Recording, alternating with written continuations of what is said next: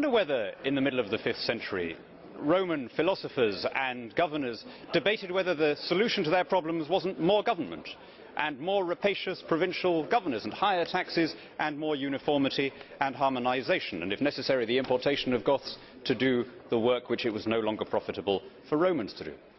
If they did, the evidence has been lost, but perhaps one day, scavenging over the remains of Western civilization, some future archaeologist might stumble upon the speech which the President of the European Commission gave yesterday, where he decided that the solution to Europe's debt problems was more of what had caused it: more debt, more centralisation, higher taxes.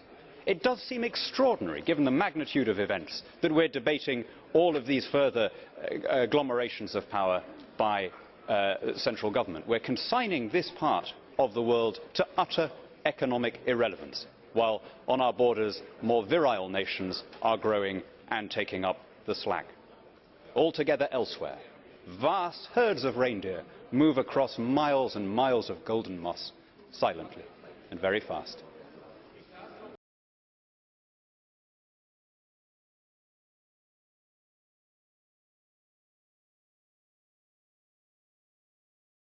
It's instructive, Mr. Speaker, to compare the American and European constitutions. The US Constitution is 7,200 words long. The European, in the form of the Lisbon Treaty, is 78,000 words long. The American Constitution is concerned with broad principles, such as the balance between federal and state jurisdictions. The European equivalent busies itself with such minutiae as policy on space exploration and the status of refugees. The American Declaration of Independence holds out the promise of life, liberty and the pursuit of happiness. The European equivalent, the Charter of Fundamental Rights and Freedoms, guarantees our right to strike action, affordable housing and free health care. The one is about the freedom of the individual, the other about the power of the state. All nations, all unions, grow according to the DNA that was encoded at their conception. It was the good fortune of the American Republic to be founded in a popular revolt against a remote government, and therefore to impregnate its institutions with a sympathy for the maximum dispersal of power. The European Union's tragedy is that it was founded from the opposite imperative. Line 1 of Article 1 of the Treaty of Rome commits us to establish an ever closer union. Our present doom was ordained from the first.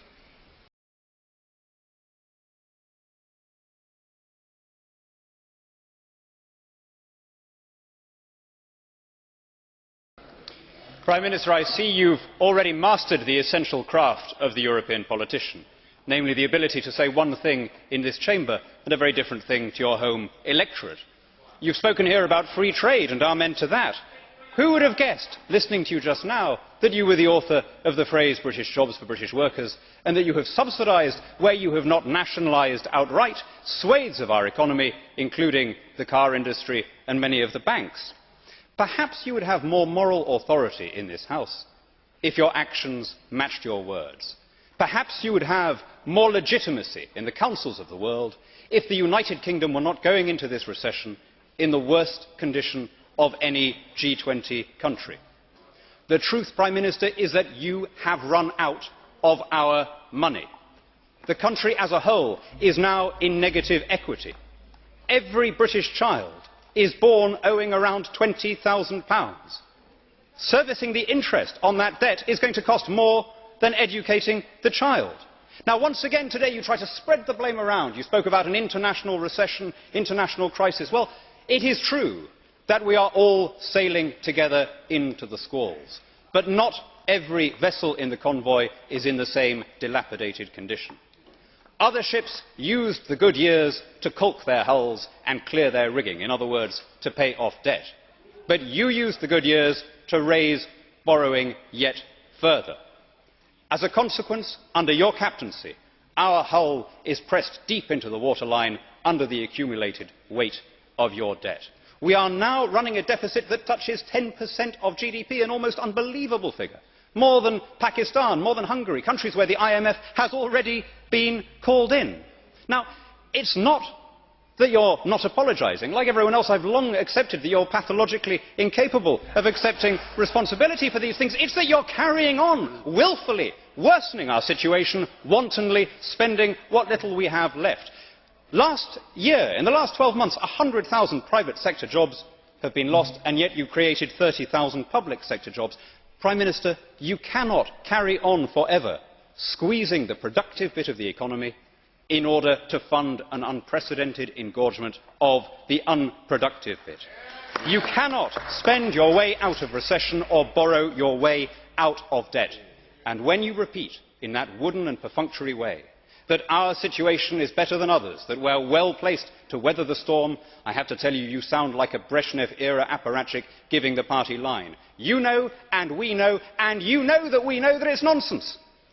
Everyone knows that Britain is worse off than any other country as we go into these hard times. The IMF has said so. The European Commission has said so.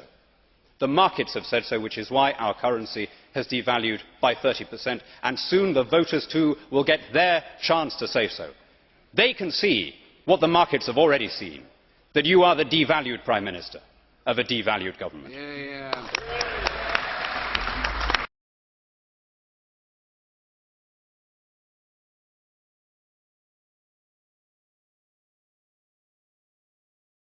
Thank you, Madam Chairman. I want to salute my friends in the Communist and Green groups. They're right about one thing. I mean, if we adopted a tenth part of their policy, we would be in serious trouble. But they have got one thing right, which is that these bailouts are punishing the majority of people in order to reward some very wealthy individuals.